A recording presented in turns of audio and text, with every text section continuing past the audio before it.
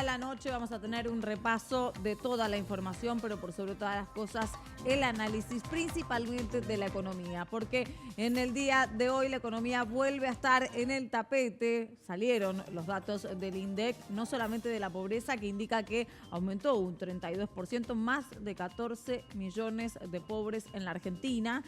Sino que también salieron los índices y los números de actividad económica e índice de salarios. Vamos a tener en cuenta todo el análisis de Diego Falcone, también de cómo se une un poco la inflación a esta variación que hay constantemente del dólar. Precisamente el dólar cerró un poco en el día de hoy, cerró a 44,60 y nos preguntamos si es un alivio o si no es un alivio en el día de hoy. Todo eso vamos a estar discutiendo hoy, aprovechando que está Diego Falcone con nosotros. Pero también entre los temas judiciales vamos a abordar acerca de esta presentación que realiza la defensa de Carlos Stornelli, que dice específicamente que la decisión de declarar en rebeldía al fiscal afecta seriamente garantías e inmunidades constitucionales a nivel textual. Y principalmente vamos a poner un poco de foco en el deporte también en el día de hoy. No solamente está lo de Manu Ginóbili, sino esto. La selección argentina. ¿Qué pasa con la selección? Higuaín dijo que se retira, que ya no va más y que quiere disfrutar de su familia. ¿Por qué? ¿Cuáles son las circunstancias? Todo lo vamos a tener con Santiago Ladino. Como verán, mucha información, no hay tiempo para perder.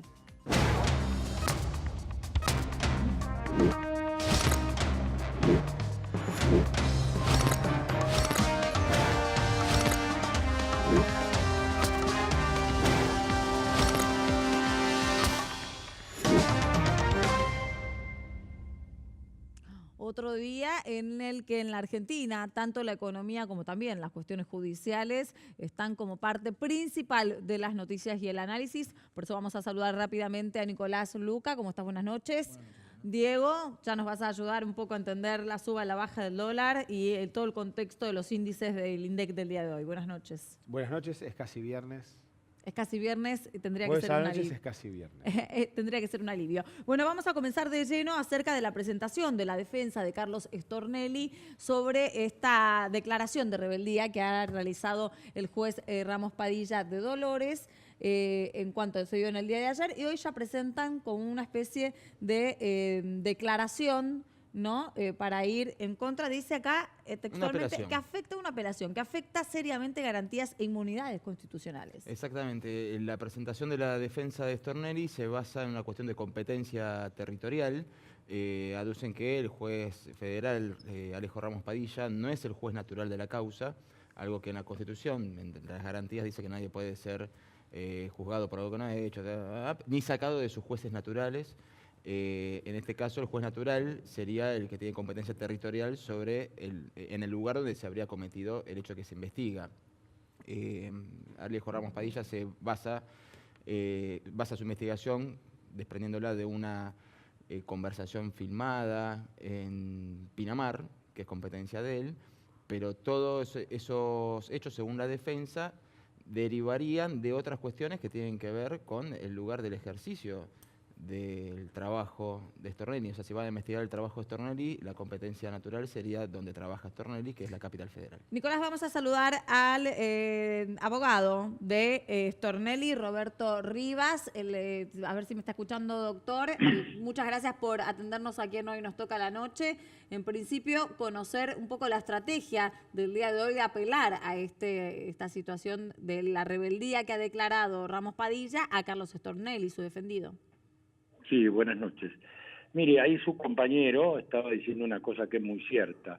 Acá el gran problema que existe en este proceso es que Ramos Padilla pretende ser competente en sucesos que, si ocurrieron o no ocurrieron, son exclusivamente competencia de la Ciudad de Buenos Aires. Esto no es una idea mía como defensor, porque ustedes podrían decir, bueno, un defensor siempre busca la mejor situación de su defendido. Un juez federal de Capital le pidió la causa a Ramos Padilla y no se la dio. Y lo que es más interesante o más destacable es que el propio fiscal de Dolores, que es en alguna manera el compañero, lo está a 3 cuadras de él, tienen las mismas causas y demás, le dijo, apártese de la causa porque usted no es competente. Ramos Padilla no es competente. Por ese motivo, Stornelli con total razón dijo, este juzgado no me ofrece garantías.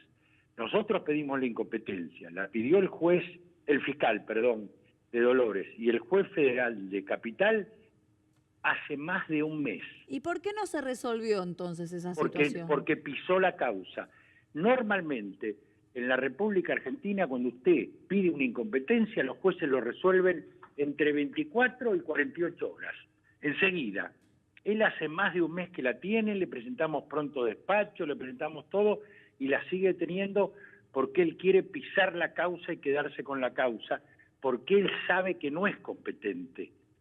Él conoce el derecho, sabe que todo esto, si pasó, pasó en Buenos Aires. Estamos hablando de hechos ocurridos en la ciudad de Buenos Aires. Es insólito, que no podrían estar en Catamarca, según él también. Esto nos subleva en un momento, y Stornelli dijo, ¿para qué me voy a presentar a una cosa que está urdida políticamente para perjudicarme? Y lo iban a procesar sin ninguna duda, a pesar de no existir ningún elemento para ello. Doctor Rivas, buenas noches, Nicolás Luca lo saluda. Lo oye un poco lejos usted. Nicolás Luca lo saluda, buenas noches, doctor Sí, Rivas. pero se le oye medio lejos, díganle que le suban un poquito si es posible. Ahí debe haber escuchado en dirección, ¿me escucha mejor ahí? Sí, ahí lo escucho mejor. Perfecto. A riesgo de resultar retórico, ¿por qué cree que el doctor Ramos Padilla decide quedarse con la causa? Porque se quiere quedar con la causa, porque sabe que si corre traslado de la competencia, y lo tendría que haber hecho para que le digan que sí o que no lo hace, se queda con la causa porque quiere tenerla con un interés que algunos dicen que es político, yo no lo tengo comprobado, pero da toda la idea que hay un interés fuera de lo normal, fuera de lo jurídico, en quedarse con la causa. ¿Qué plazo tiene la Cámara Federal ahora para resolver el último planteo que hicieron, la apelación? No, esto no lo va a resolver la Cámara Federal. En principio tiene que decirlo él. Él va a decir si nos concede o no lo que hemos apelado, que hay jurisprudencia a nuestro favor. Seguramente parece que va a decir que no, como hasta ahora nos dijo que no a todo. Y esto va a ir a la Cámara de Mar del Plata, y después de la Cámara de Mar del Plata va a ir sí a la casación porteña, pero va a demorar todo esto un cierto tiempo. Los tiempos, para que tenga una idea, los tenemos los abogados. Los jueces y las cámaras tienen más tiempo. Dicen 5 días, pero quizás son 10 o 15. Fíjese, la tragedia de Once tuvo 1 año y medio o 2 en la casación. Si yo tengo una causa 1 año y medio y 2 sin contestarme, me fusilan, ¿cierto? O sea, los tiempos no son para los tribunales superiores, son más para los abogados. Pero espero que lo hagan lo más rápido posible. Mar del Plata es rápida, Mar del Plata es rápida. Doctor, una consulta. El origen que se da todo esto es una investigación acerca de un supuesto espionaje ilegal que hay en una causa en la que está detenido Marcelo D'Alessio. ¿Qué vínculo tiene D'Alessio con Stornelli? ¿Cuál es el vínculo entre ellos? ¿O cuál es el vínculo que hubo? Un vínculo superficial, totalmente superficial. D'Alessio es un personaje que yo no he conocido, yo podría decir que afortunadamente no lo conocí, que parece que es un seductor, una persona con una gran personalidad y demás, agradable y demás, pero Stornelli ha tenido con él un trato muy, muy superficial. Fíjense que tanto hablan de los audios. Cuando hay esos audios, habla D'Alessio y Stornelli ni le contesta. Porque ya un vínculo superficial, pero ¿qué los unía? Nada, el conocimiento. Stornelli lo recibe recomendado por un periodista, y entonces lo trata, habla con él y se genera una suerte de relación, pero muy, muy superficial. Esto es lo ocurrido. Bueno, y en toda esta investigación de la causa, como veníamos empezando desde el inicio, usted venía también mencionando acerca del factor político que empieza a tener esta situación. Y estuvimos observando de algunos sectores de la política apoyando a Carlos Stornelli y de otros sectores de la política al juez de Dolores, Alejo Ramos Padilla. ¿Usted cómo evalúa esta situación en la que un poco se ve envuelta la política con la justicia? A mí me gustaría que la política no se meta. Hay un viejo dicho del derecho, es que cuando la política entra en los tribunales, la justicia se va por la ventana. A mí la política de un lado o del otro, por más que en este momento me favorezca lo que diga alguno, me gustaría que esto sea un tema jurídico, no político, pero me doy cuenta que hay una injerencia política, sobre todo por el lado del juzgado. Pero lo dice también acerca de aquellos quienes apoyan a Stornelli. Yo creo que no se tendría que meter nadie políticamente, pero cuando se mete uno, se mete el otro.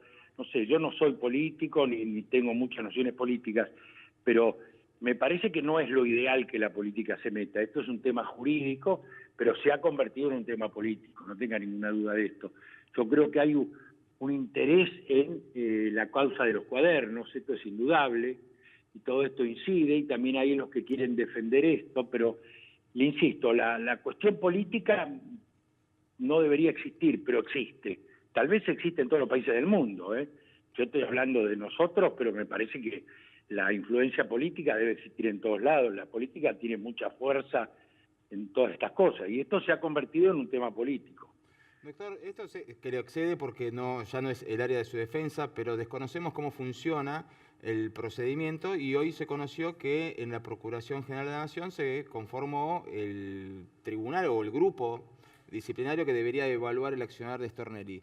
¿Qué efectos y qué alcances tiene lo que esos fiscales puedan llegar a determinar? Yo no tengo nada que ver con la parte administrativa. El tema ese de la Procuración y las declaraciones que hará o no hará Stornelli y lo que resuelvan ellos es un tema administrativo. Yo ni siquiera he leído lo que dice la Procuración ni lo que le dijo Stornelli. Yo estoy solamente en la parte judicial de esta causa. O sea, no me he metido y no me debo meter en una cuestión que es simplemente administrativa. Bueno, doctor, muchísimas gracias por atendernos aquí en Hoy Nos Toca la Noche. Vamos a seguir de cerca, por supuesto, el curso de toda esta situación.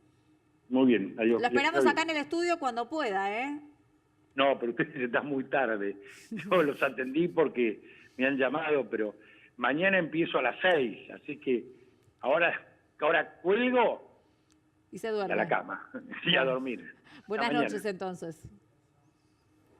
Bueno, vamos a seguir un poco también de cerca cómo sigue el curso de esta situación en la que dio declaraciones muy importantes recién el doctor Rivas, acá en la entrevista que hizo recién con nosotros, dijo que le gustaría que la política no se meta, pero que esto se terminó convirtiendo en algo político. Sí, 100% es un caso político. Obviamente, cuando uno habla de un funcionario judicial en Comodoro Pi, los funcionarios judiciales federales, los funcionarios judiciales en general, están movidos por la política, aunque no querramos, por cómo funciona el aparato republicano al momento de designar un juez. ¿Sí? Tenemos, así sea la justicia de la provincia o la justicia nacional, tenemos un consejo de la magistratura que los evalúa, después los califica por puntaje. De eso seleccionan los 3 mejores puntuados, se los entrevista, ahí suman o suman o restan puntos y los 3 mejores puntuados se los remite a presidencia o a gobernación en caso de las provincias y de ahí el presidente elige uno y lo envía al Senado. Entonces la política está metida, aunque no querramos. En el caso de la causa de los cuadernos, encima los imputados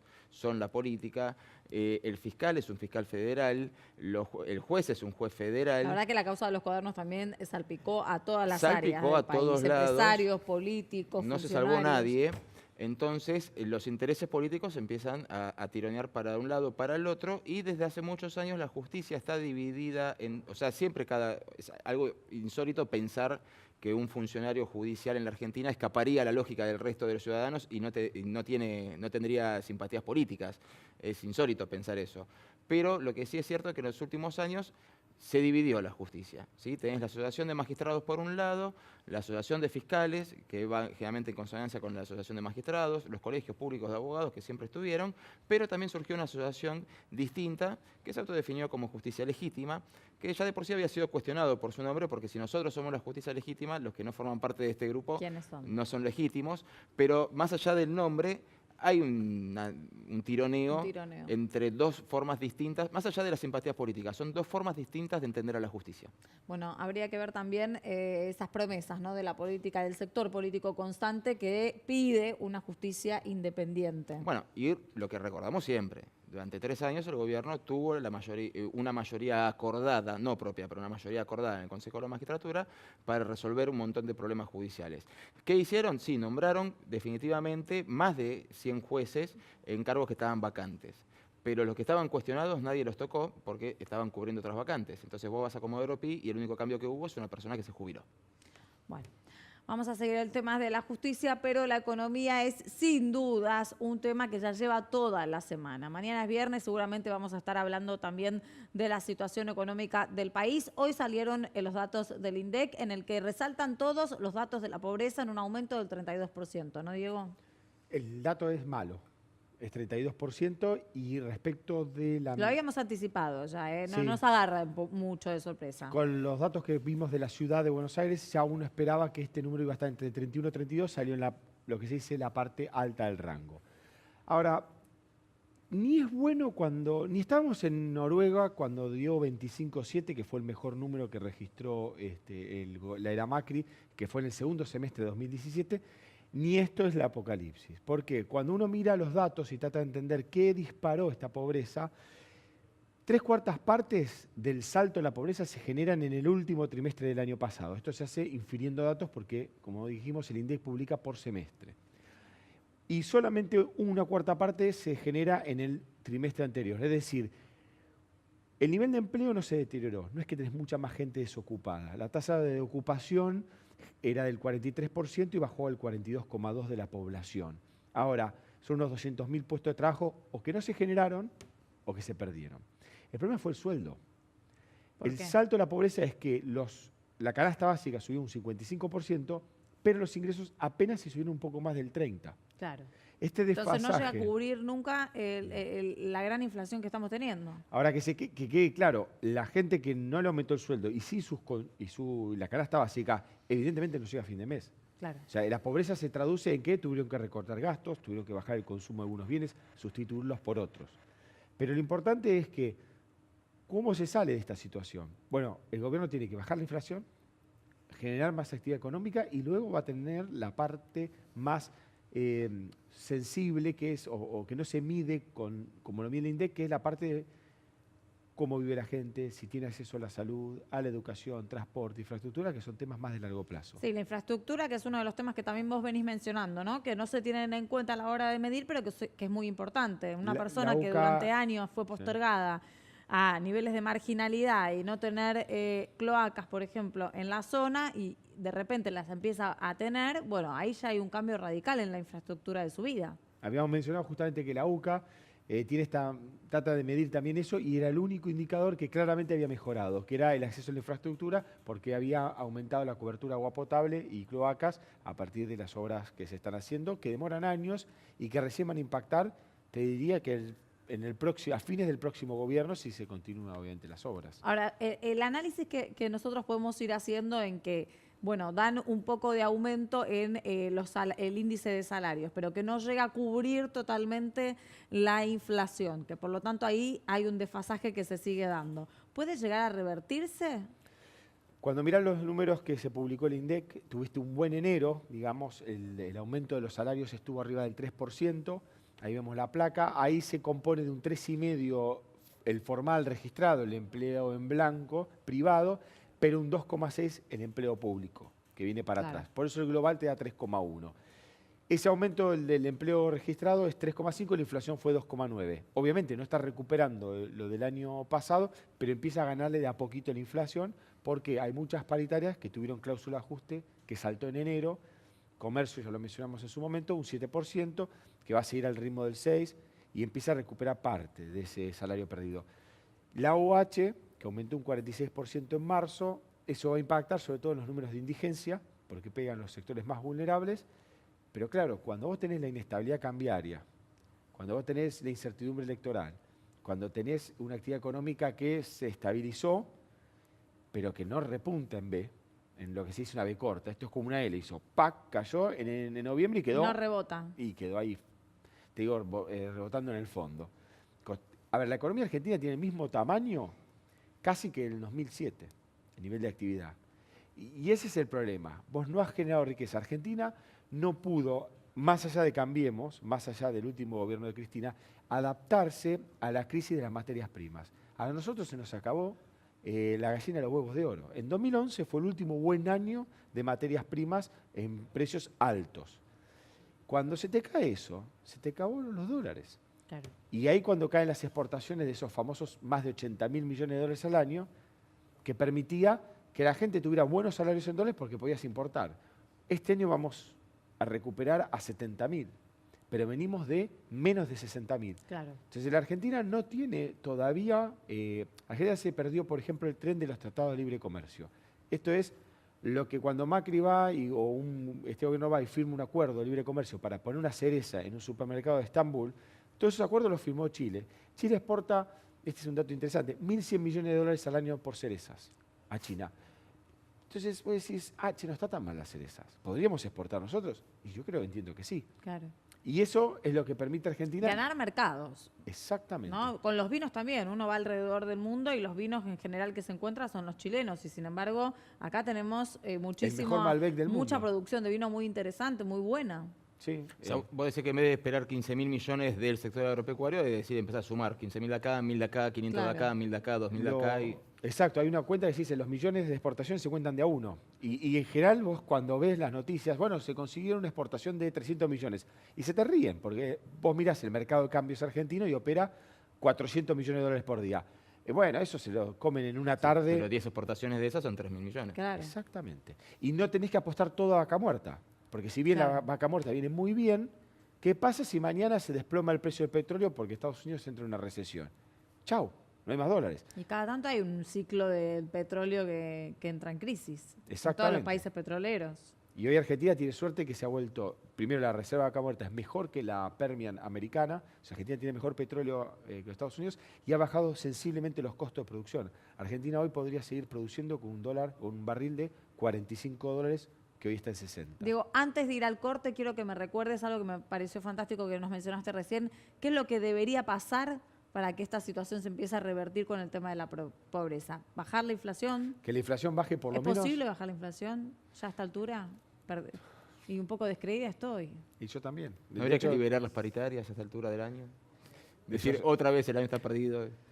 Tenés que liberar las paritarias, tenés que, para reactivar la economía, y la inflación, uno espera que termine la parte más dura de digerirse a partir de mayo, junio, cuando vos pensás que viene el gas ahora con aumentos. Claro. El gobierno está lanzando aumentos de gas en un año de elecciones. Digamos, esto es insólito. Si este gobierno hace una relativamente buena elección, pensar que hayan no pisado las tarifas, que no hayan intervenido en el mercado de cambios con maneras espurias, digamos, es todo un experimento. Veremos si sale bien. Bueno, vamos a un corte, enseguida regresamos aquí en Hoy Nos Toca la Noche.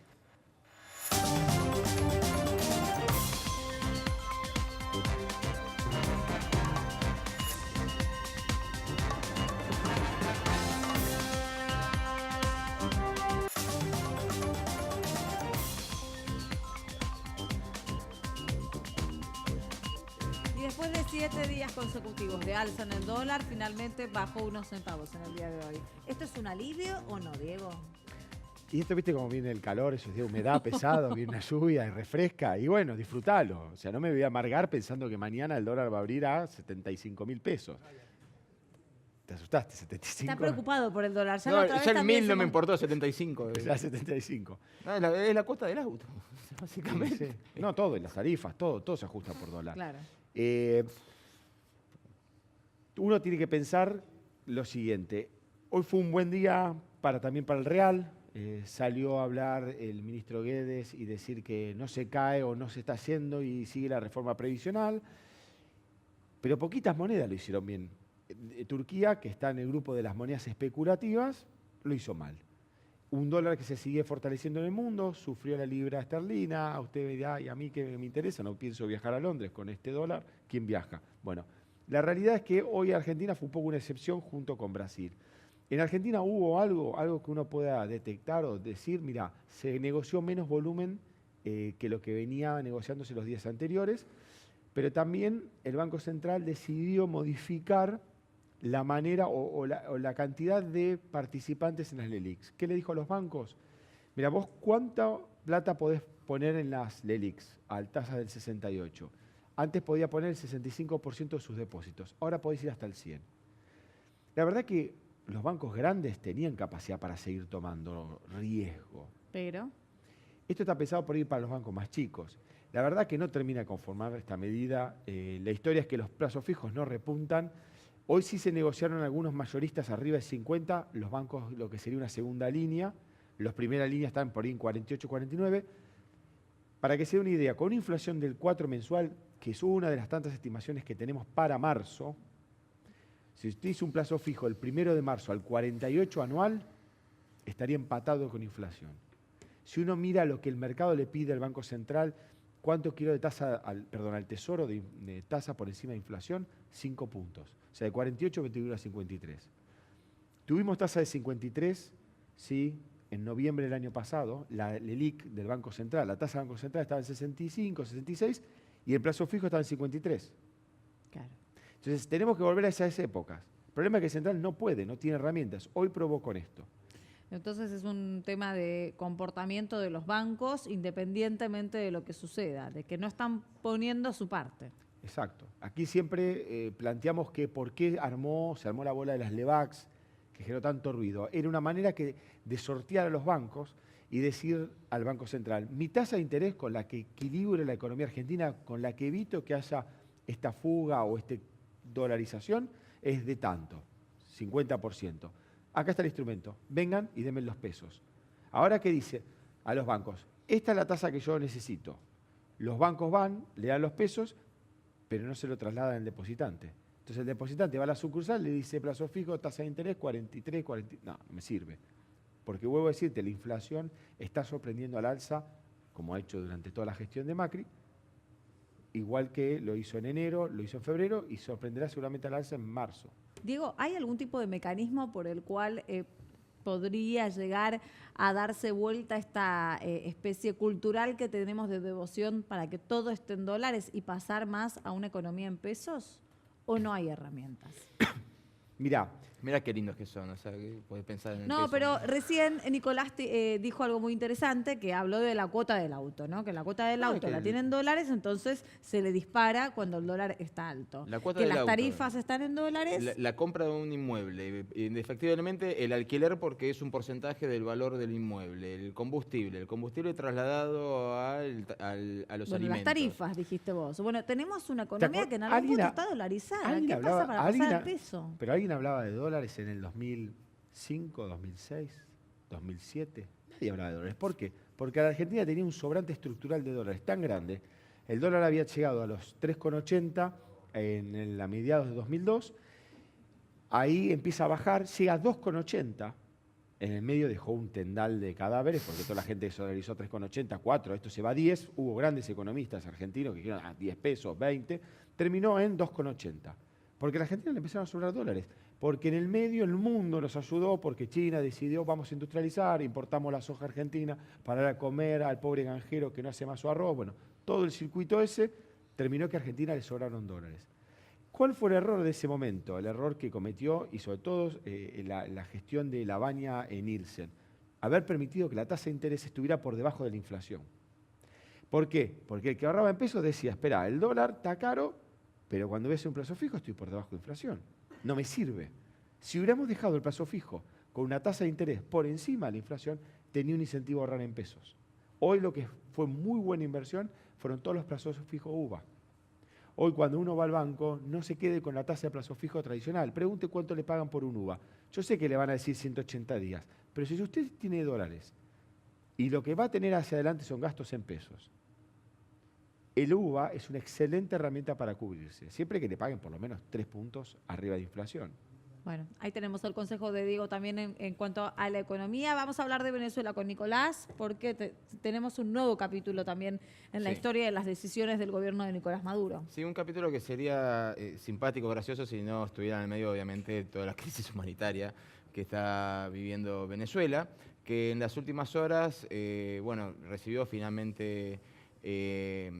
antes de que pasara lo que pasó con Guaidó, nos encontramos con, vamos a poner la imagen en contexto, ¿no? Finalmente llegaron tropas de una potencia militar extranjera, no fuera de Estados Unidos, fuera de Rusia. La ventaja de noche no tienen para dónde moverse porque no hay luz. y en el medio el contralor designado por la Asamblea Nacional Constituyente, o sea, la Asamblea Nacional Paralela creada por Nicolás Maduro en contra de la Asamblea Nacional, decidió, sin juicio, inhabilitar por 15 años a Guaidó por incitación a la rebelión, por no poder declarar los gastos, no poder justificar los viajes que ha hecho, y dicen que esos viajes han sido pagos por distintos intereses extranjeros, que generalmente son fundaciones. Entonces sí los puede justificar, ellos mismos lo justificaron, pero el tema acá puntual es el siguiente. Tenés como una situación de dos gobiernos, ¿no? O sea, en cierta medida, salvando todas las distancias, te vas a acordar, ¿viste? Como cuando colapsó la Unión Soviética, que tenías el gobierno democrático y Gorbachev que decía, no, yo de acá no me voy. Sí, bueno, pero acá hay que tener en cuenta dos cosas. Que al principio se tenía la visión de Juan Guaidó como el presidente autoproclamado, el otro gobierno de Venezuela, y esa situación en el mundo se fue diluyendo un montón. O sea, hoy en día Europa no sostiene a Guaidó como presidente de Venezuela, sino ya lo empiezan a llamar presidente de la Asamblea Nacional. Diferentes países como Alemania, Francia, ya quitan un poco la visión de Venezuela y la preponderancia que está teniendo Guaidó en la política, y ya no lo miran como dos gobiernos paralelos. No es el tema de mirar a Guaidó. No tiene gobierno Juan Guaidó, o sea, no tiene ministro de Economía, no tiene cuenta, no tiene nada. No tiene presupuesto. El tema pasa por la autodeterminación, ¿no? O sea, los organismos multilaterales, tanto la ONU como la Organización de Estados Americanos, siguen apostando a la autodeterminación de los pueblos y siguen apostando a que los venezolanos resuelvan este problema, que obviamente ya a esta altura es bastante complicado de resolver porque tenés un país partido al medio. Y aparte porque nadie llamó a elecciones, ni una parte ni la otra. Está partido al medio el país. Del mismo modo que cuando Nicolás Maduro decidió echar a las autoridades de las embajadas norteamericanas y los norteamericanos le dijeron, usted no es el presidente de Venezuela, o sea, no nos puede echar. O sea, no sé si te acordás que Trump desconoce a Maduro, Maduro dice, ustedes me conocen los hechos diplomáticos, te acabo de desconocer, vos no me puedes echar a nadie. Bueno, ahora, del mismo modo que desconocen al gobierno de Maduro, desconocen también este fallo de la Contraloría, se llama así, del Contralor, que lo inhabilita a Guaidó por 15 años diciendo, ustedes no tienen autoridad para inhabilitarme en absolutamente nada porque me designó la Asamblea y porque el verdadero Contralor es designado por la Asamblea Nacional, no por la Asamblea Nacional Constituyente. Entonces, Venezuela sigue teniendo dos visiones totalmente distintas, absolutamente dividido, y bueno... Pero Estados Unidos sigue firme detrás de Guaidó. Digamos, no ha cambiado. Ahí tenés otra pata distinta, porque ahora el objetivo de Estados Unidos ya ni siquiera es Guaidó, sino el tema de...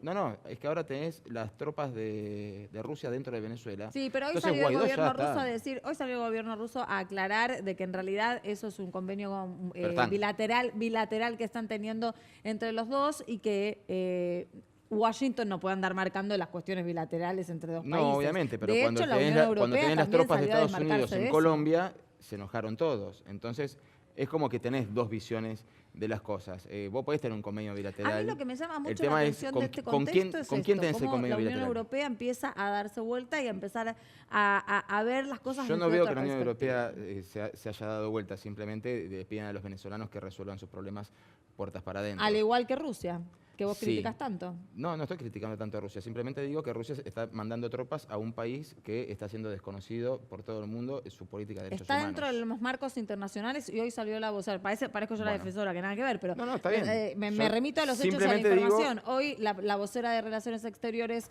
de Rusia aclaró la situación y dijo que están dentro de todos los convenios internacionales de tener convenios bilaterales entre dos países. Bueno, pero si vamos a decir lo que Washington manda.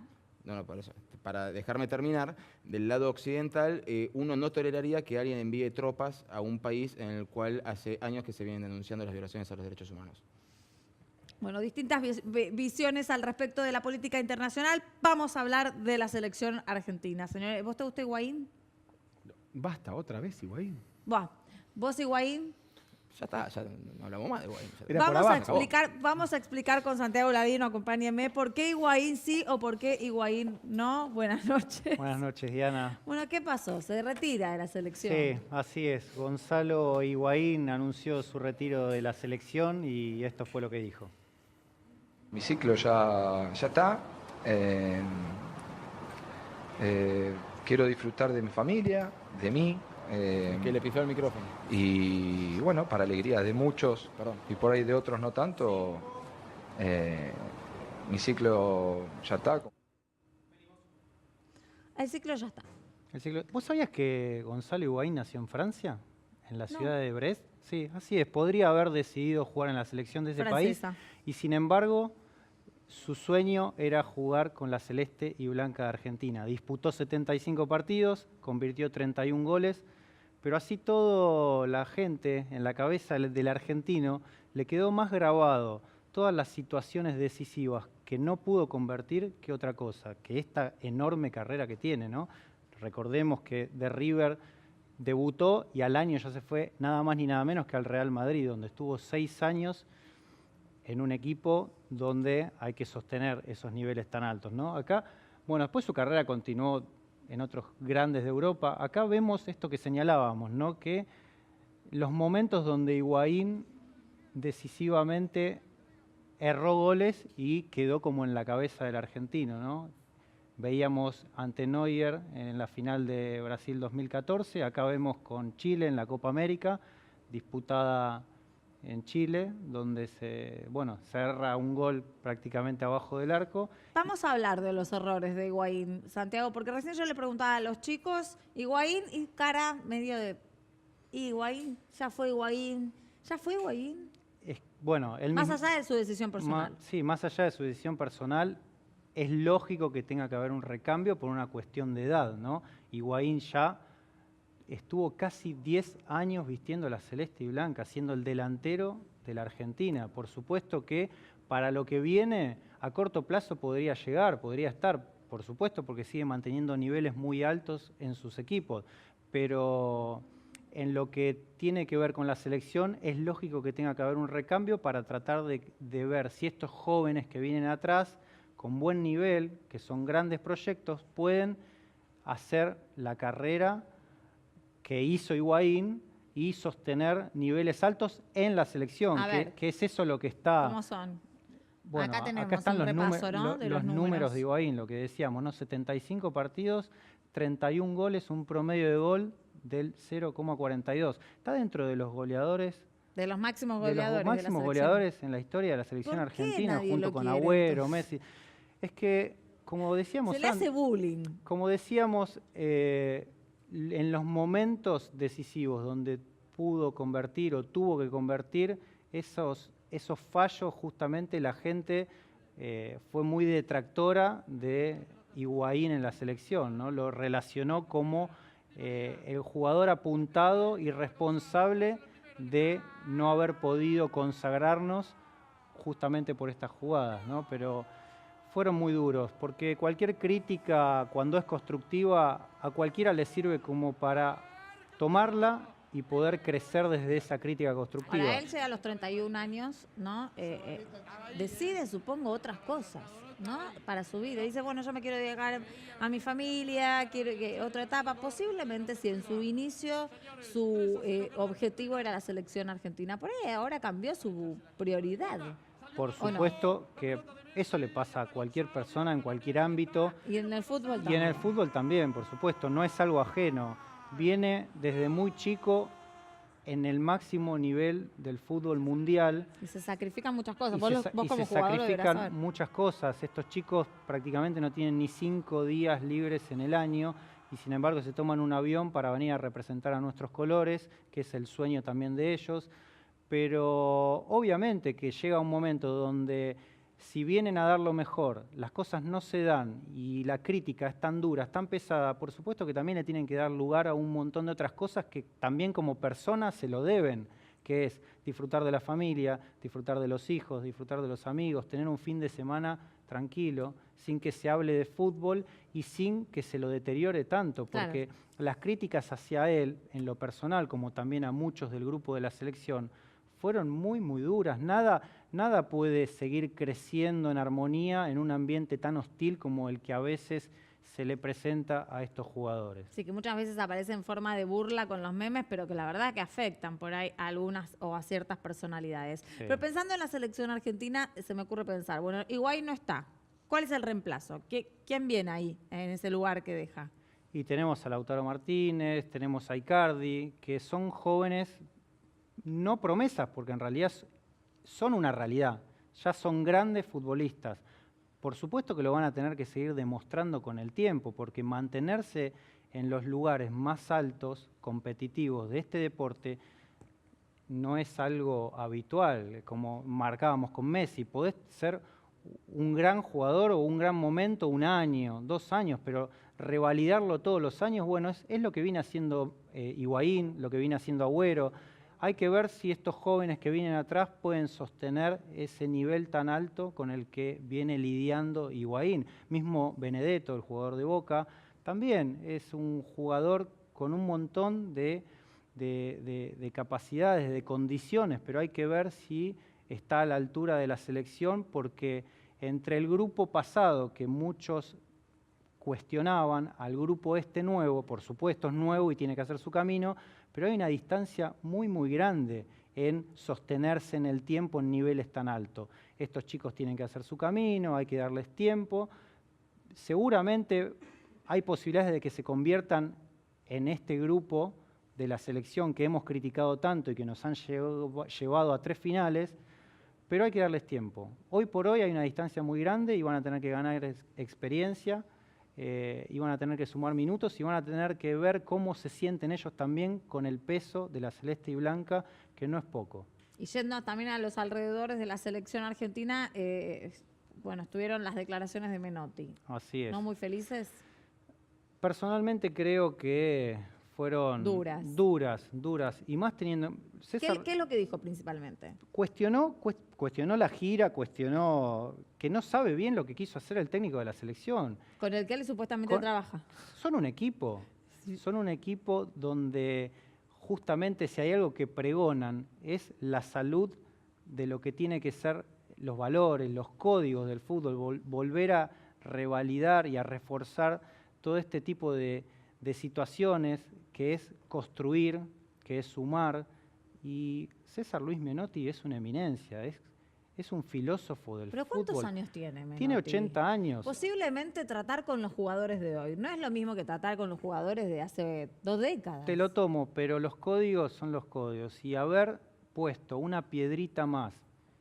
Claro, como que de puertas para adentro. Puertas para adentro, por supuesto que hay una charla. Puertas para adentro seguro que iba a haber una nueva mirada de cómo construimos esto. Pero no había que decirlo. Pero no había que decirlo, no había necesidad de exponerlo. Cuestionó la dirección del técnico, que justamente tienen que estar agarrados de la mano en este proyecto nuevo, y pone como un palito más a algo que ya estaba expuesto de por sí. Esta gira, esta fecha FIFA, estos amistosos dejaron muy evidenciados que a la Argentina todavía le falta mucho, pero que el director de las selecciones, César Luis Menotti, lo exponga de esa manera, a mí me pareció desafortunado.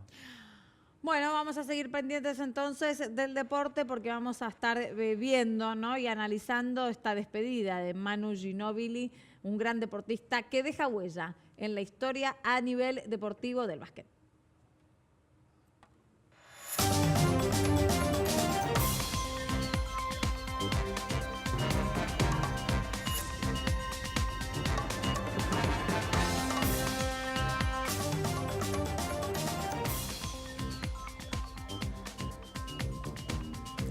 Y se lo anticipamos antes de ir al corte, la despedida de Manu Ginóbili del deporte prácticamente, y él entra como uno de los héroes a nivel deportivo internacional de nuestro país, que dejan huella también más allá de las fronteras de la Argentina, tanto a nivel deportivo también como a nivel personal, ¿no, Santi? Sí, Manu está viviendo una de las noches más soñadas, pero de cualquier deportista. Pensá que está en el básquet más competitivo del mundo, el mejor básquet, y sin embargo hay un puñadito de jugadores que le han hecho un homenaje, y Manu es uno de ellos. Es increíble lo que ha logrado este argentino en una liga tan competitiva.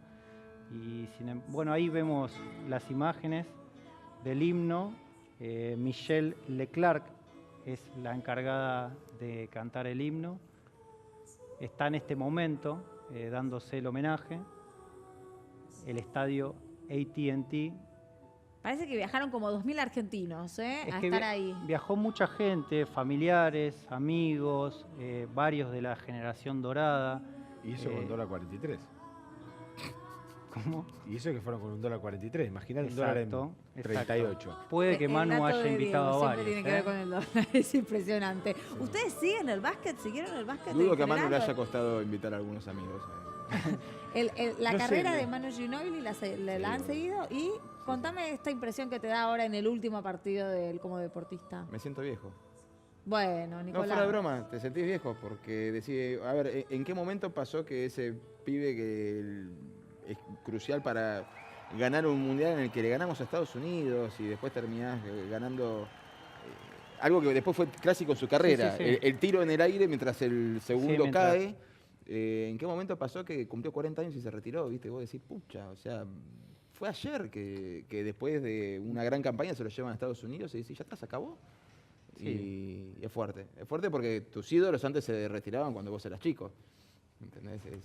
Es fuerte. Es fuerte ver a alguien que debuta y se retira y lo ves todo así. Y en lo personal, lo dije fuera del aire, me parece que es bastante polémico, pero si uno va a las estadísticas, al rol histórico, al lugar desde el que él viene y a dónde llegó, el lugar que ocupa la Argentina en el universo del básquet, que ocupaba la Argentina en el universo del básquet antes de que apareciera Ginóbili y la generación dorada, pero bueno, puntualmente Ginóbili.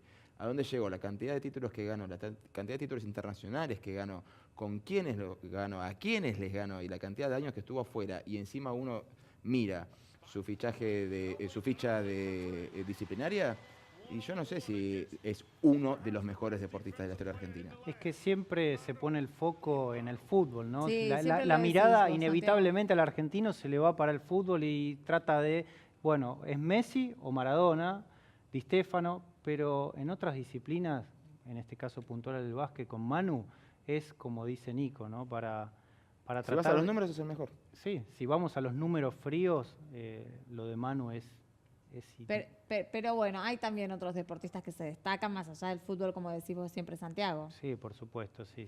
La Peque Pareto, tenés a Lucha Aymar. Bueno, pero la repercusión que Fangio. tiene el básquet, la NBA, lo pone a la altura del fútbol. Sí. La NBA es uno Claro, de los en los deportes Estados muy Unidos. cercanos, digamos, bueno, después está el fútbol americano, pero la NBA es, ser uno de los mejores jugadores de la NBA es un mérito casi como el de Messi. Sí, Y vos aparte- como ex deportista, ¿qué pensás que puede estar pasando por la cabeza de Manu con semejante situación? Hay que tener mucha inteligencia emocional para vivir esto. Sí. Felicidad barra nostalgia, ¿no? Creo Claro. que lo que debe estar atravesando en este momento es una mezcla de un montón de sensaciones. Igualmente creo que Manu va a seguir ligado al mejor básquet del mundo porque es alguien muy inteligente y creo que estas puertas que él mismo se ha ido abriendo en base a resultados, comportamiento, creo que no la va a desaprovechar y va a seguir ligado y va a poder, como en su momento hizo Pichot en el rugby, Claro. creo que va a seguir en una conexión tan directa con la NBA que va a poder también hacer crecer a nuestro básquet desde esta conexión que él logró allá. Bueno, nos despedimos todos orgullosos de tener un deportista de este nivel y de esta calibre dando vueltas por el mundo y marcando huella. Nosotros nos despedimos hasta mañana, donde vamos a regresar. Yo primero los espero a las 20:30 con las noticias y después a las 23 con este equipo maravilloso hacemos Hoy Nos Toca la Noche.